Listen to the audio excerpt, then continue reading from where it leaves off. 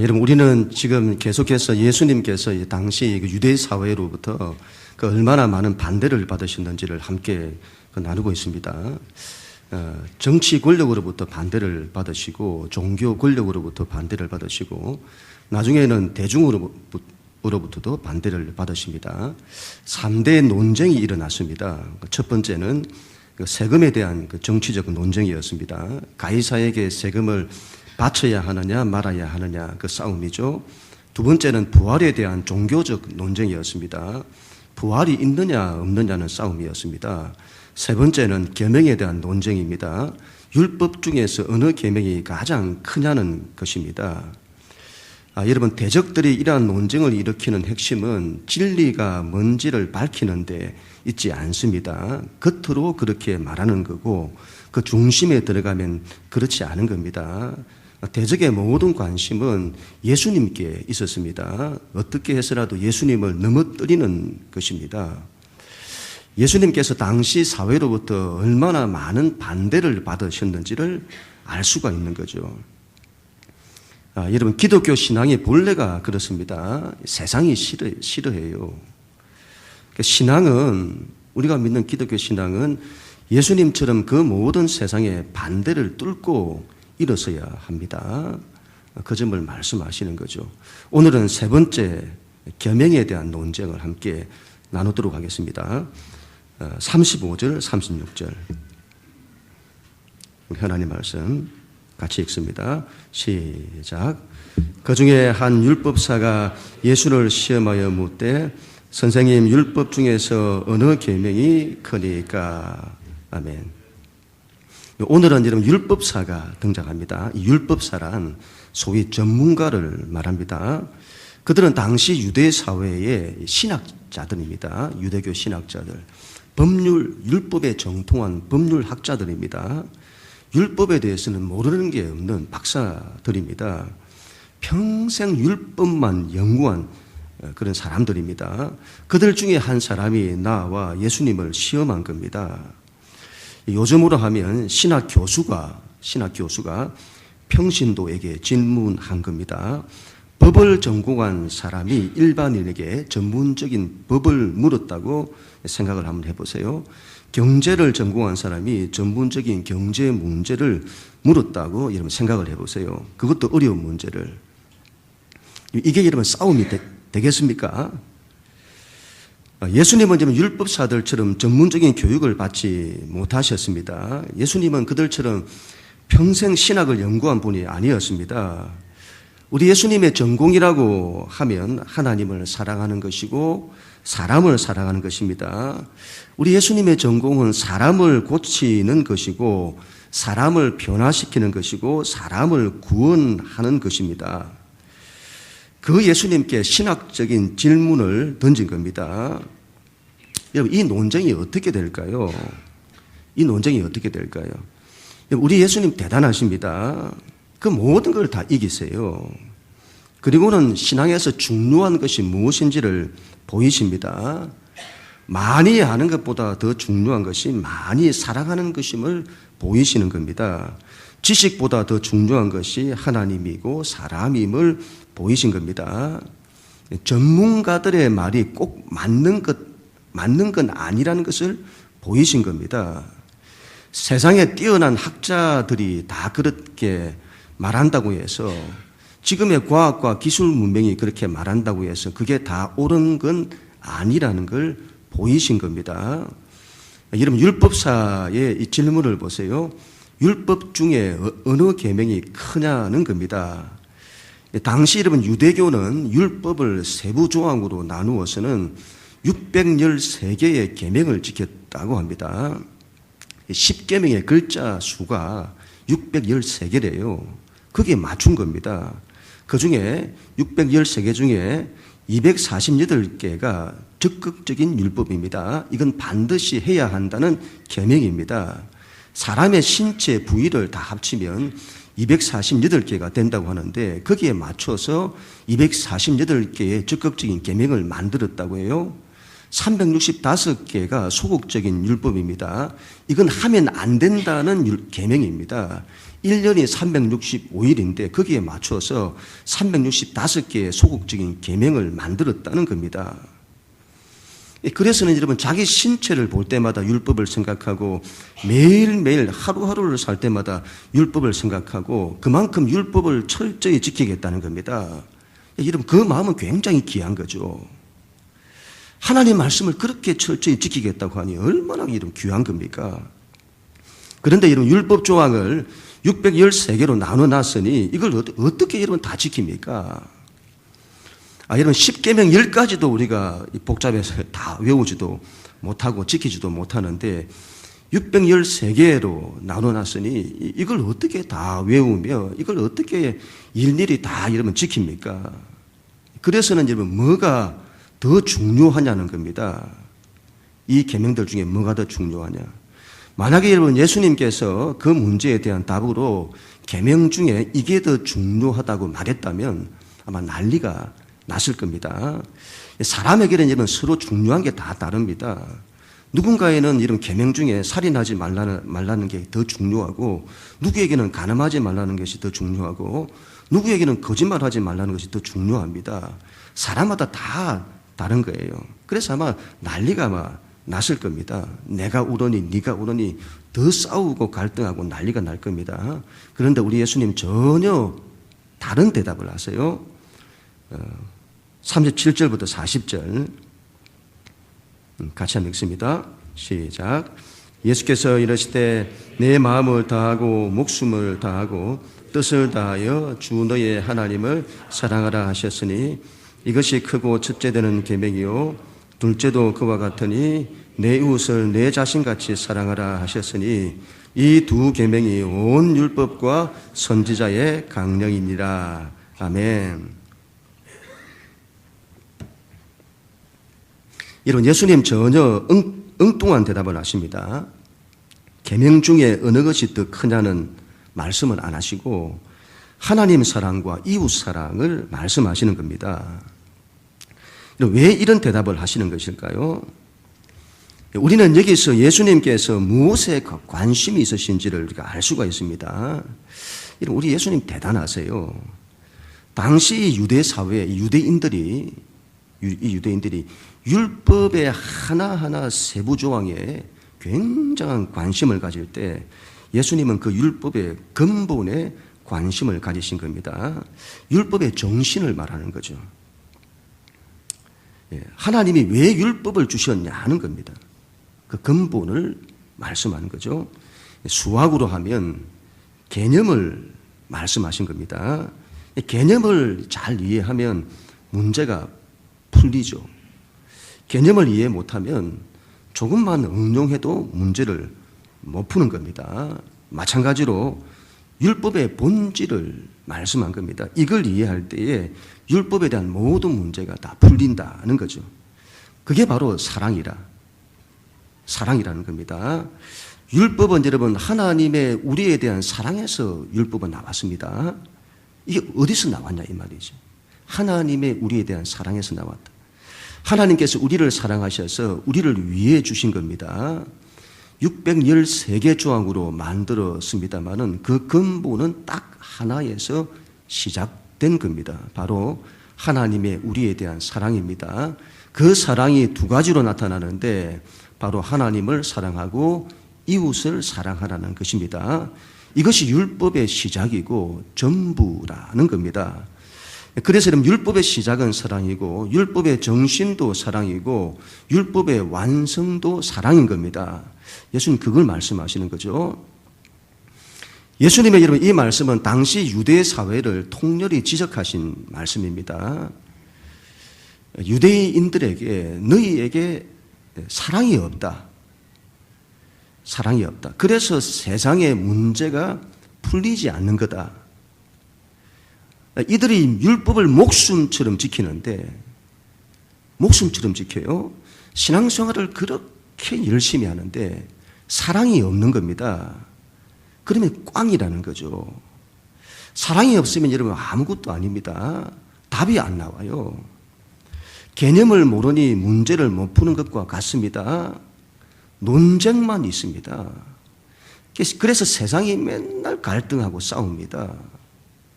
안식일에 일을 해도 되느냐, 일을 하면 안 되느냐, 그걸로 싸우고, 이혼을 해도 되느냐, 하면 안 되느냐, 그걸로 싸우고, 가해사에게 세금을 바쳐야 하느냐, 말아야 하느냐, 그런 걸로 싸웁니다. 아무리 고민해도 답이 안 나옵니다. 답을 못 풀어요. 그런데 우리 예수님은 답을 푸시잖아요. 뭐가 다를까요? 신앙의 정신을 가지고 계시기 때문입니다. 바로 사랑이죠. 이게 있으면 답이 보이는 겁니다. 하나님 사랑과 이웃 사랑, 이 두 계명이 모든 율법과 선지자의 강령이라고 하잖아요. 여기서 강령이란 이 말은 그걸 들어 올린다는 뜻을 가지고 있습니다. 이 두 계명이 모든 율법과 선지자를 들어 올린다는 겁니다. 이 세상 여러분 어떤 것도 율법을 들어 올릴 수는 없습니다. 이 세상 그 어떤 누구도 율법을 규칙으로 다 지켜낼 수 없습니다. 10계명 10가지도 다 못 지킵니다. 그런데 어떻게 613가지를 지킵니까? 그런데 사랑이 있으면 그걸 들어 올릴 수 있다는 겁니다. 613가지를 규칙으로 안 지켜도, 이걸 법으로 규칙으로 안 지켜도 하나님 사랑과 이웃 사랑이 있으면 그걸 다 이루게 된다는 것입니다. 이게 여러분 얼마나 대단한 건지 모릅니다. 여러분 믿는 자는 사랑의 사람이 되어야 합니다. 사랑의 사람이 되어야 합니다. 이걸 약하게 보면 안 됩니다. 이건 대단한 겁니다. 대단한 거예요. 모든 문제를 풉니다, 여러분. 모든 문제를 풀어요. 모든 율법과 선지자를 다 들어 올린다고 하잖아요. 이 두 가지, 사랑이. 이런 사랑의 능력입니다. 사람을 바꾸고 세상을 바꾸는 것도 이러면 사랑입니다. 법이 아닙니다. 규칙이 아닙니다. 이건 옳고 저건 틀리고, 이건 해야 하고 저건 하지 말아야 하고, 그런 걸로 세상은 바뀌지 않습니다. 정의가 이런 필요 없다는 것이 아니라 정의는 살리는 기능이 없습니다. 정의의 속성이 그래요. 정의는 심판의 기능이지 살리는 기능이 아니죠. 살리는 기능은 오로지 사랑입니다. 사랑입니다. 여러분 가정에서 자식들을 옳고 틀린 걸 가지고 심판해 보세요. 그걸로 사는지 아마 반대가 될 겁니다. 이 버르장머리를 뜯어 고치겠다고 하는데 한번 해보세요, 여러분. 그걸로 맨날 싸우고 찢고 볶고 그렇게 되어집니다. 문제가 안 풀려요. 정의는 여러분 잘못했을 때에 책망하는 데 쓰세요. 책망하는데. 살리는 것은 오로지 사랑으로 하는 겁니다. 지금은 여러분 어떻게 해서라도 살려야 하는 시대, 그 때입니다. 예수님 오시고 난 이후에 마지막까지는 전부 살려야 할 시대입니다. 알곡과 가라지를 나누고 좋은 고기와 나쁜 고기를 나누는 때가 아닙니다. 어떻게 해서라도 살리려고 해야 합니다. 이 살리는 능력이 사랑이라는 거죠. 그리고 여러분 순서가 중요한데, 사랑에는 순서가 중요한데, 하나님 사랑이 첫 번째고 두 번째가 사람 사랑입니다. 이 순서를 분명히 해야 합니다.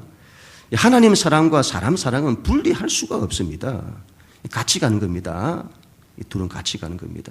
그러나 순서는 분명합니다. 순서는 내가 너희를 사랑한 것 같이 너희도 서로 사랑하라고 하셨습니다. 하나님이 우리를 어떻게 사랑하셨는지를 먼저 기억을 해야 합니다. 이타적 사랑이시고 아가페적 사랑이시고 당신의 전부를 희생하시는 사랑이시고 원수까지도 죄인까지도 사랑하시는 사랑입니다. 그 하나님 사랑이 우선입니다. 이게 되면 사람 사랑은 자연스럽게 되는 겁니다. 하나님 사랑이 우선인 사람은 하나님의 뜻, 하나님의 나라, 하나님의 비전, 그런 것들에 관심이 있습니다. 그런데 이 순수가 바뀌면 전혀 엉뚱하게 되어져요. 굉장히 위험하게 되어집니다. 사람 사랑을 가장 우선하는 것을 인본주의라고 합니다. 사람을 세상의 근본에 두는 것입니다. 그래서 사람의 인권을 중요시합니다. 사람을 위해서 희생하고 헌신합니다. 그런데 여러분, 이런 옳은 자들이 하나님을 가장 크게 대적하게 됩니다. 이상하게 그렇게 되어져요. 이 세상에서 기독교를 가장 크게 반대하는 사람들을 보면 거의가 인본주의자들입니다. 소위 옳다는 자들이죠. 얼마나 아이러니한지 모릅니다. 그런 사람은 교회 안에서도 하나님의 나라, 하나님의 구원, 하나님의 비전에는 관심이 없습니다. 순종, 희생 그런 거 말하지 말라고 합니다. 하나님의 나라, 공동체를 위한 헌신 그런 거 말하지 말라고 합니다. 늘 사람 편을 듭니다. 그들에게 하나님의 뜻보다 더 중요한 것이 개인의 인권입니다. 이 순서가 바뀌면 그렇게 되어져요. 신앙은 하나님을 가장 먼저 생각을 해야 합니다. 그러면 늘 희망이 생깁니다. 하나님을 생각하면 희망이 막 보여요. 할 수 있다는 믿음이 생깁니다. 그런데 여러분, 사람을 먼저 생각하면 늘 낙심이 됩니다. 안 되는 것만 보입니다. 그래서는 늘 투쟁해서는 싸워서는 얻는 것만 보이는 겁니다. 길이 그것밖에 없으니. 예수님께서 여러분 사랑의 순서를 말씀하신 이유가 여기에 있습니다. 하나님 사랑과 사람 사랑을 분리하는 것이 아닙니다. 이 둘은 같이 가는 건데 순서가 중요하다. 하나님 사랑이 우선이다. 그리고 사람 사랑이다. 하나님을 사랑하는데 어떻게 여러분 사랑해야 할까요? 37절 같이 읽습니다. 시작. 예수께서 이르시되 내 마음을 다하고 목숨을 다하고 뜻을 다하여 주 너의 하나님을 사랑하라 하셨으니. 아멘. 예수님께서 신명기 6장에 나타난 그 유명한 세마의 말씀을 인용한 것입니다. 이 세마의 말씀이란 신명기 말씀은 그 옛날 모세가 죽기 전에 이스라엘 민족에게 마지막으로 남긴 설교죠. 그게 신명기 말씀인데 모세는 이 신명기에서 크게 두 가지를 말씀합니다. 너희가 가나안 땅에 들어갈 건데 가나안 땅에 들어가면 이 두 가지를 반드시 너희가 지켜내야 된다. 첫째는 너희의 마음을 다하고 뜻을 다하고 힘을 다하여 너희 하나님을 사랑해야 한다. 그리고 둘째는 그 하나님의 말씀인 율법을 반드시 지켜내야 한다. 그 율법을 마음에 새기고 손목에 메고 미간에 붙여서라도 지켜내야 한다. 그리고 그 말씀을 자녀들에게 부지런히 가르쳐 지키게 해야 한다. 이게 이런 모세의 마지막 유언입니다. 모세가 어디에 관심을 두는지를 기억을 해야죠. 너희가 하나님을 사랑해야 한다. 그리고 하나님 말씀을 지켜야 한다. 이러면 신명기 전체가 34장인데 처음부터 끝까지 전부 이 내용입니다. 이 두 가지를 지겹도록 반복합니다. 한번 보세요. 했던 말 또 하고 계속 반복해요. 그만큼 중요하기 때문이겠죠. 예수님 그 말씀을 인용하시는 겁니다. 하나님을 어떻게 사랑해야 되느냐? 첫 번째, 마음을 다하여 사랑해야 한다고 하십니다. 여기서 마음이란 영어로 하면 하트를 말하죠. 하트. 심장을 말합니다. 하나님을 사랑하는데 심장이 뛰어야죠. 심장이 안 뛰면 그게 어떻게 사랑입니까? 부부 사이에도 아무런 마음이 없으면 그건 남남이죠. 하나님과 우리 사이도 마찬가지입니다. 심장이 안 뛰면 그건 사랑이 식었거나 하나님과 친하지 않거나. 하나님은 우리를 향한 심장이 뛰시는 분이십니다. 우리를 향한 열망이 불타는 분이십니다. 하나님은 우리를 가슴으로 사랑을 하십니다. 하나님의 마음에는 우리가 가득 차 있습니다. 하나님은 우리에게도 그 사랑을 요구하시는 겁니다. 냉랭한 신앙 말고 신앙은 하나님이 너무 좋은 겁니다. 신앙은 뜨거워야 해요. 하나님을 사랑한다는데 열망이 없습니다. 아무런 마음이 없어요.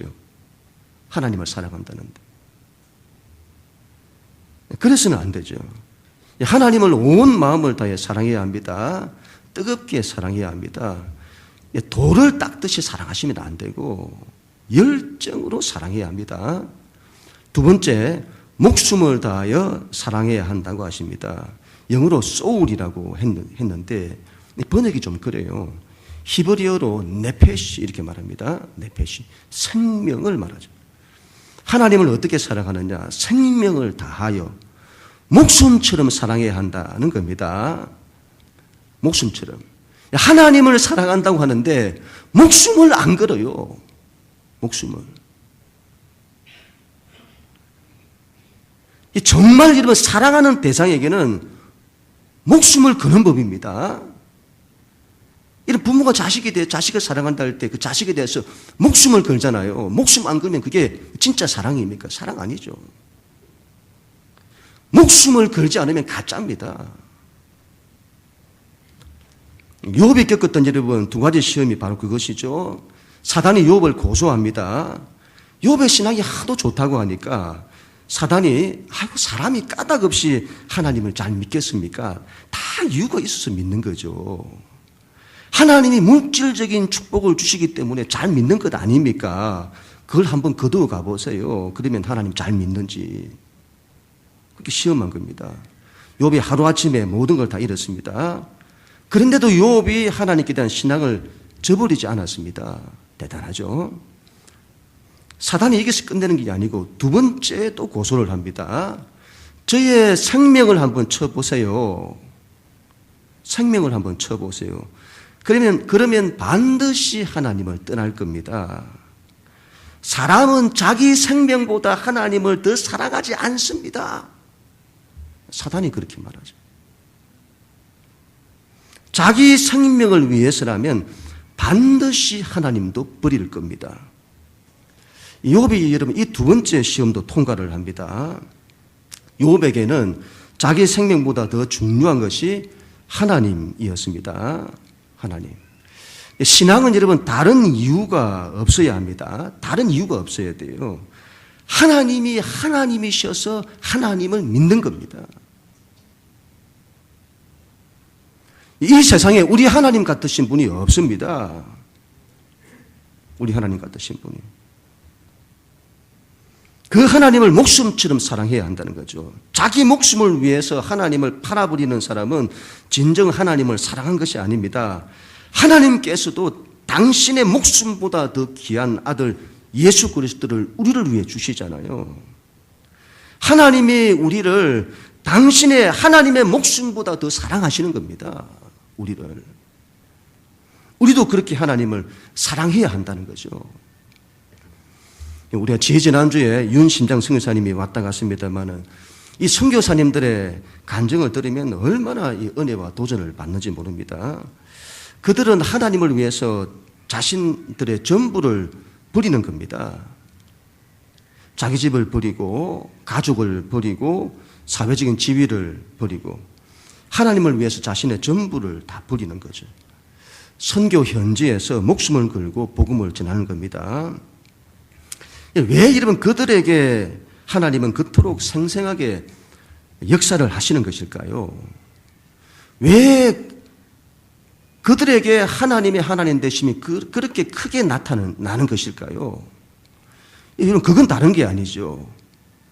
목숨을 걸고 예수를 믿기 때문입니다. 목숨을 걸고 신앙생활을 하는 겁니다. 그곳에서는 선교사님들 뿐만이 아니고 예수를 믿는 자들도 마찬가지이죠. 그들에게 예수를 믿는다는 것은 이 선교 현지에서 예수를 믿는다는 것은 목숨을 걸어야 하는 일인 겁니다. 목숨을 걸고 예수를 믿어요. 그래서 그들에게 하나님은 위대한 하나님으로 나타나시는 겁니다. 온누리교회 하영재 목사님이 이런 말씀을 하시더군요. 목숨 걸고 하나님을 사랑하는 자들에게 하나님은 위대하게 나타나시지만 시시하게 하나님을 사랑하는 자들에게 하나님은 그림자도 안 보이신다.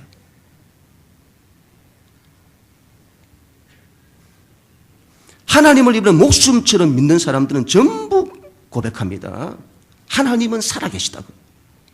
그런데 시시하게 믿는 사람들은 말합니다. 하나님이 살아계신지 모르겠다고. 이런 목숨을 안 거니 그런 거죠. 목숨을 안 거니. 신앙은 목숨을 걸어야 합니다.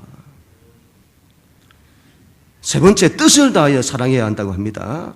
한글로 뜻이라고 번역을 했습니다만 영어로는 마인드입니다. 그게 여러분 헬라 원문에 더 가깝다고 보여집니다.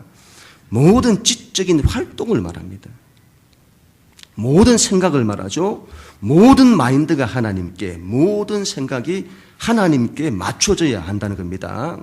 하나님의 뜻이 무엇인지, 하나님의 비전이 무엇인지 그걸 늘 생각을 한다는 겁니다. 애플의 여러분 스티브 잡스가 이전에 스티브 잡스 같은 사람이 회사의 공식 그 석상에 나오는 걸 보면 항상 그 옷을 입고 나와요. 매번 똑같은 청바지에 티셔츠. 요즘 뭐 페이스북에 마크 저커버그도 좀 그런 것 같습니다만 매번 똑같은 옷을 입고 나오죠. 돈이 없었어요? 그런 것일까요? 그렇지 않죠. 모든 신경을 하나에 집중시키는 겁니다. 나머지는 신경 쓸 시간이 없다는 거죠. 그런 것에 생각을 빼앗길 시간이 없다는 겁니다. 하나에 집중하는 거죠. 우리 학생들이 공부를 좀 그렇게 해야 되는데 말이죠. 외모에 너무 신경을 써요. 그리고 자기들은 외모에 신경을 안 쓴대. 중요한 것에 집중하는 겁니다. 집중하는. 하나님도 그렇게 우리가 사랑해야 한다는 겁니다. 예수님께서 우리에게 얼마나 이런 강력하게 요구하시는지 모릅니다. 이게 지금 부담스러운가요? 예수님이 그렇게 요구를 하세요, 우리에게.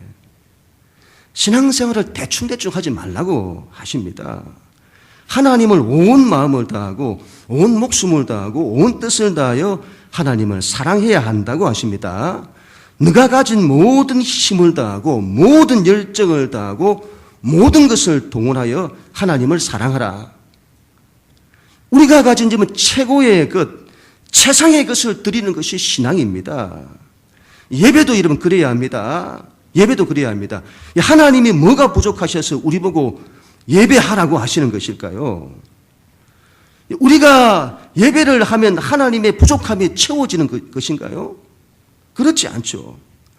하나님은 우리가 없어도 삼위일체 하나님으로 완전하십니다. 하나님이 우리에게 예배를 원하시는 것은 그것이 우리를 위한 것이기 때문입니다. 우리에게 복이 되기 때문이죠.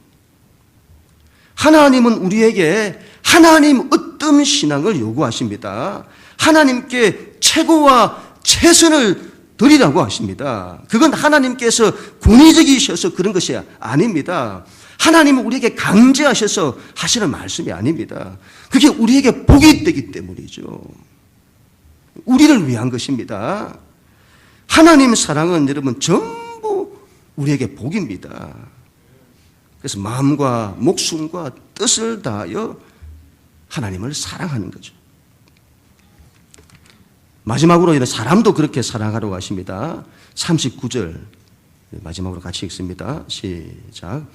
둘째도 그와 같으니 내 이웃을 내 자신같이 사랑하라 하셨으니. 아멘. 둘째도 그와 같으니. 둘째도. 이제 여러분 두 번째 이웃 사랑을 말하는데 이것도 그와 같으니 앞에서 말한 하나님의 사랑과 같다고 하십니다. 하나님 사랑과 이웃 사랑은 둘 다 똑같이 중요하다는 거죠. 단지 우선순위만 다를 뿐이다. 우리는 여러분 사람에 대한 사랑이 굉장히 약합니다. 이게 굉장히 약하죠. 그 사람이 여러분 하나님을 사랑한다고 합니다. 하나님을 사랑한다고 해요. 그런데 사람을 사랑하는 걸 보니까 이상한 겁니다. 하나님을 누구보다 사랑한다고 해요. 목숨을 다해서 사랑한다고 해요. 대단히 믿음이 좋은 것처럼 보이잖아요. 그런데 사람을 대하는 걸 보니까 사람을 사랑할 줄도 모르고 섬길 줄도 모르고 사람을 용서할 줄도 모르고 낮아질 줄도 모르고 희생할 줄도 모르고 그러면 여러분 그 사람의 하나님의 사랑은 의심을 해봐야 합니다. 저 사람이 하나님을 사랑한다고 하는데 제대로 사랑하는 건 맞나? 그걸 점검하는 거죠. 이 둘은 분리가 안 됩니다. 하나님 사랑과 사람 사랑은 분리 안 됩니다. 같이 가는 겁니다. 이웃을 내 자신과 같이 사랑해야 한다고 하십니다. 왜 이런 말을 하시는 것일까요? 하나님은 당신을 우리와 분리시키지 않으십니다. 우리의 아픔이 하나님의 아픔이고 우리의 기쁨이 하나님의 기쁨입니다. 이걸 두고 하나라고 하는 겁니다. 이웃을 그렇게 사랑하라는 겁니다. 그 사람의 아픔을 내 아픔처럼 그 사람의 기쁨을 내 기쁨처럼 그렇게 사랑하라는 거죠. 우리가 지금 가족을 그렇게 사랑하잖아요. 가족을. 자식의 일을 내 일처럼 하잖아요. 남편의 일이 아내의 일이고 아내의 일이 남편의 일인 것처럼 하잖아요. 사랑하는 가족끼리는 다 그렇게 하는 겁니다. 더 나아가 이웃도 그렇게 하라는 겁니다. 자기처럼 대하고 내 가족처럼 대하라는 겁니다. 그 이웃이 여러분 어디까지일까요? 그 이웃이 어디까지 사랑해야 할까요? 그래서 여러분 복음서에 선한 사마리아인의 비유가 등장하는 겁니다. 원수까지도 사랑하라고 하시는 겁니다. 원수까지도 사랑하라. 너의 이웃은 원수까지다. 끝이 없다 이 말이죠. 아무리 여러분 그래도 어떻게 원수를 사랑할 수 있습니까? 원수를. 어떻게 원수를 사랑할 수 있죠? 하나님의 일은 그렇게 하시는 겁니다. 내가 하나님 앞에서 원수 같은 존재였던 겁니다. 그런 나를 하나님이 사랑하신 겁니다. 그 사랑을 입은 사람이라면 원수까지도 사랑하려고 해야 합니다. 이게 얼마나 어렵습니까? 이게 얼마나 어렵습니까? 그러나 우리는 넘어지고 또 실패하고 또 실패하더라도 주님의 이 말씀에 순종하려고 해야 합니다. 그게 하나님의 은혜를 입은 우리의 믿는 자의 책임입니다. 가까이 있는 이를 원수부터 사랑을 해야겠습니다. 원수가 멀리 있지 않더군요. 가까이 있어요. 이건 뭐 남편이 왼수인 겁니다. 이상해요, 여러분, 이상해요. 이웃에 대해서는 사랑이 있대요. 남편이 사랑이 안 돼요. 이상하게 그래요. 가까이 있는 사람이 사랑이 안 되는 겁니다. 그러면 안 되죠. 가까이 있는 원수부터, 이건 왼수가 해야 될 것 같아요. 왼수부터 사랑을 해야 합니다. 우리 옆에 계신 분들 한번 인사 한번 하실까요? 우리 왼수를 사랑합시다. 우리 한번 인사 한번 하도록 하겠습니다. 원수를 사랑합시다. 아멘. 이런 근본에 그 인천의 그 초등학생 그 살해 사건 우리가 다 들어서 알겠습니다만은 여러분 이거 뭐 입에 담을 수 없는 그런 일들이 이 시대에 지금 일어나고 있습니다. 어떻게 아이를 그렇게 죽일 수 있는지, 그것도 학생이 잔인하게. 단적인 예입니다만 세상이 미쳐 돌아가고 있는 겁니다. 미쳐 돌아가고 있어요. 왜 그럴까요, 여러분? 왜 그런 일이 일어날까요? 사랑이 없기 때문이죠. 그래서 이 모든 사회 문제가 일어나는 겁니다. 사람을 사랑할 줄 알아야죠. 사람을 존중할 줄 알아야죠. 어떻게 사람을 함부로 그렇게 대할 수가 있습니까? 사랑하는 사람이 되어야 합니다. 하나님 많이 사랑하시고 사람 사랑하는 사람이 되어야 합니다. 사람 존중할 줄 알고 모이면 여러분 늘 사랑으로 서로를 대해야 합니다. 보이지 않는다고 함부로 말하면 안 됩니다. 모이면 누가 이렇더라, 누가 저렇더라. 그리고 사람들 까고 사람들 말로 죽이고 이게 우리들의 특기잖아요. 특기. 그런 걸 고쳐야 합니다. 못난 점이 있더라도 장점을 봐주고 그 집사님 너무 괜찮더라. 이런 점이 있어도 난 이런 점이 좋더라. 너무 좋더라. 남을 더 긍정적으로 바라보고 사랑으로 바라보는 것이 중요합니다.